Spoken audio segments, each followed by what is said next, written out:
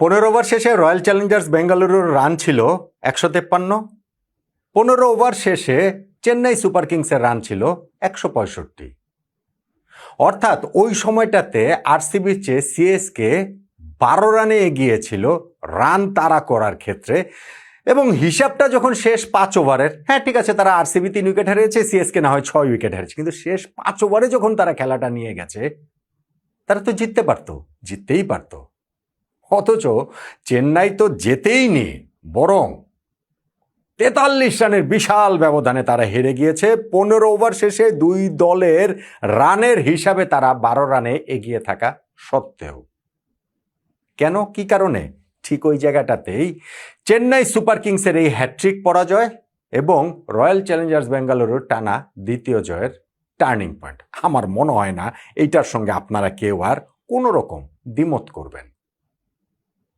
হ্যাঁ, যেটা বলছিলাম যে 15 ওভার শেষে তাদের ওই স্কোরটাতে ছিল, তারা 12 রানে এগিয়ে ছিল আরসিবির চেয়ে। ওই সময় একটা পার্টনারশিপও 7th উইকেট হয়ে গেছে 32 বলে 57 রানের প্রশান্ত বীর এবং জেমি ওভারটনের। ফলে তারা আসলে জেতার মতো একটা স্বপ্ন দেখতেই পারত। কিন্তু তারপরেও তো ভাই শেষ 5 ওভারে তাদের আরো 86 রান প্রয়োজন ছিল। মানে ওই রকম অবস্থায় থাকার পরও কেন 86 রান প্রয়োজন ছিল? কারণ নিজেদের শেষ 5 ওভারে আরসিবি তো 97 রান তুলেছিল। ফলে এই শেষ 5 ওভারে চেন্নাই সুপার কিংস হাতে 4 উইকেট নিয়ে যতই 7th উইকেট পার্টনারশিপ 32 বলে 57 রানের হয়ে যাক কেন, ওই ইকুয়েশন তারা মেলাতে পারেনি, বরং 207 রানে অল আউট হয়ে গিয়েছে, হেরে গিয়েছে 43 রানে। হেরে গিয়েছে তারা আরো অনেক আগেই, যখন পাওয়ার প্লেতে, ইনফ্যাক্ট পাওয়ার প্লেতে না, প্রথম 3 ওভারের মধ্যেই তারা 3 উইকেট হারিয়ে ফেলে। ক্যাপ্টেন ঋতুরাজ গায়কোয়াড়ের উইকেট হারায়, আয়ুষ মাত্র গত ম্যাচে এত বলে একটা ইনিংস খেলেছিলেন তার উইকেটটা হারায়, এবং সঞ্জু স্যামসনের উইকেট হারায়। চেন্নাই সুপার কিংসে এসেছেন সঞ্জু স্যামসন কোন অবস্থাতে এসেছেন? যখন ভারতকে টি20 বিশ্বকাপ জিতিয়েছেন, এবং সেইখানে তারা শেষ 3টা ইনিংস দেখেন অপরাজিত 97, 89, 89। এই তো মাত্র মাসখানেক আগের ঘটনা। স্যামসনের সেইখানে চেন্নাই সুপার কিংস তার নিউ ফ্র্যাঞ্চাইজি রাজস্থান রয়্যালস থেকে এসেছেন। এইখানে প্রথম 3টা ইনিংস হলো 6 রানের, 7 রানের এবং আজকে 9 রানের। যখন তিনি আউট হয়ে গেলেন কট বিহাইন্ড হয়ে 30 রানে যে 3 উইকেট হারিয়ে ফেললো চেন্নাই সুপার কিংস, সেইখান থেকে তাদের আর ফেরার কোনো উপায় ছিল না।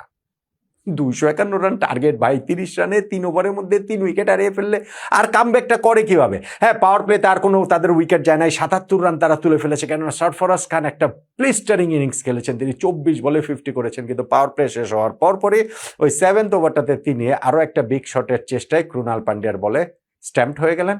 ওই ওভারটাতে পান্ডিয়া আরও একটা উইকেট তুলে নিলেন। ফলে ম্যাচ থেকে আসলে এক অর্থে না, সর্বার্থেই সিএসকে ছিটকে গিয়েছে। শিবম দুবে যখন আউট হয়েছেন তখন 10 ওভারের মধ্যে তাদের এই 6 উইকেট চলে গিয়েছে। পরে 109 রানে, পরের 10 ওভারে তাদের আরও 142 রান প্রয়োজন ছিল। ফলে ওইখানটাতে যতই পার্টনারশিপ হোক না কেন, শেষ 5 ওভারের আগে ইকুয়েশনে দুই দলকে যতই কাছাকাছি পরিসংখ্যানে দেখাক না কেন, আসলে চেন্নাই সুপার কিংস এতটাই পিছিয়ে ছিল যে সেইটা কাভার করা তাদের পক্ষে সম্ভব ছিল না। ফলে মহেন্দ্র সিং ধোনির দল, মহেন্দ্র সিং ধোনি ছাড়া দল চেন্নাই সুপার কিংস এইবারের আইপিএল শুরু করলো হ্যাট্রিক পরাজয়ের মাধ্যমে, প্রথম 3 ম্যাচে 3 হারেই।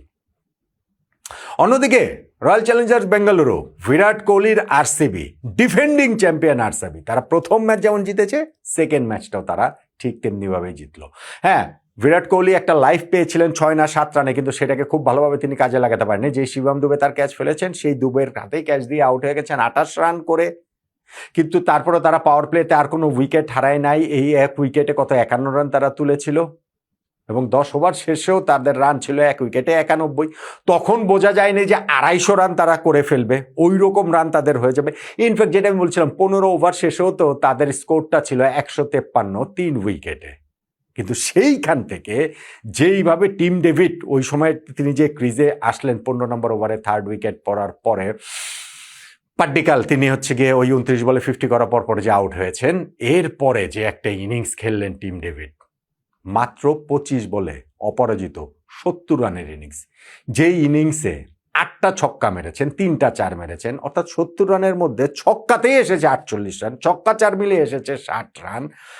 কিরকম একটা খুনে ইনিংস টিম ডেভিড খেলেছেন সেটা তো বুঝতেই পারছেন, এবং তার পার্টনার যে রজত পাতিদার তিনিও কিন্তু একটা দুর্দান্ত ইনিংস খেলেছেন। 19 বলে অপরাজিত কত 48 রানে, কিন্তু সেই ইনিংসে কেউ নোটিসই করে নাই। মোটামুটি করবে কিভাবে টিম ডেভিডের এই ছক্কা বৃষ্টি ছক্কা বৃষ্টি তো ইনফ্যাক্ট আপনি বলেন রজত পাতিদারও তো 6টা ছক্কা মেরেছে, কিন্তু এই টিম ডেভিড তিনিও যে নূর আহমেদকে টানা 3টা ছক্কা মারলেন, ওভারটনকে টানা 3 ছক্কা সহ এক ওভারে 4টা ছক্কা তিনি মারলেন, 21 বলে তিনি 50-তে করে ফেললেন এবং 25 বলে 70 রানে অপরাজিত থাকলেন, যেই কারণে এই স্কোরটা রয়্যাল চ্যালেঞ্জার্স বেঙ্গালুরুর শেষ 5 ওভারে 97 রান তুলে তারা 250-এ নিয়ে গেল। এবারের আইপিএল এখন পর্যন্ত যেটা হাই স্কোর, এবং সেইখানটাতে টিম ডেভিড তো আসলে 28 রানের সময় আউট হয়ে যেতে পারতেন, হয়েই গিয়েছিলেন। ইনফ্যাক্ট কাম্বোজের বলে তিনি বোল্ড হয়ে গিয়েছিলেন, কিন্তু পরে দেখা গেল সেটা আসলে নো বল হয়েছে ওভার স্টেপিং এর কারণে, এবং সেইটা তাদের জন্য কি কস্টলি না হয়েছে সিএসকে এর জন্য। 28 রানে যে টিম ডেভিড আউট হতে পারতেন, তিনি শেষ পর্যন্ত 70 রানে অপরাজিত। 25 বলে 70 রানের ইনিংস, শেষ 5 ওভারে 30 বলে 97 রান তুলেছে রয়্যাল চ্যালেঞ্জার্স বেঙ্গালুরু। ফলে যখন আপনি টার্নিং পয়েন্টের হিসাব করবেন, আলোচনা করবেন, তখন এর বাইরে অন্য কোনো কিছু ভাবার সুযোগই নাই। মানে এখন আপনি এটাকে কিভাবে বলেন? আপনি বলতে পারেন যে শেষ 5 ওভারে এই আরসিবির ব্যাটিংটাই টার্নিং পয়েন্ট, আপনি বলতে পারেন যে টিম ডেভিডের ইনিংসটাই 25 বলে 70 রানের টার্নিং পয়েন্ট, আপনি বলতে পারেন যে তিনি যে 28 রানে আউট হয়ে গিয়েছিলেন পরে যেটা নো বল দেখা গেল সেইটা টার্নিং পয়েন্ট। কিন্তু এন্ড অফ দ্য ডে ঘুরে ফিরে এই 3টা জিনিস আসলে ওই একটা জায়গাতেই আসছে, এবং সেটাই যে টার্নিং পয়েন্ট। আমার মনে হয় রয়্যাল চ্যালেঞ্জার্স বেঙ্গালুরুর এই 43 রানের জয়ে সিএসকে এর বিপক্ষে ওইটাই যে টার্নিং পয়েন্ট। তাদের ব্যাটিং ইনিংসের শেষ 5 ওভার, অথবা টিম ডেভিডের সেই বিস্ফোরক ইনিংস, অথবা তিনি যে 28 রানে আউট হয়েও নো বলের কাছে বেঁচে গিয়েছেন, একই তো এই 3টা জিনিস। সেইটা ছাড়া অন্য কোনো কিছুকে টার্নিং পয়েন্ট ভাবার কোনো উপায় আছে বলেন তো?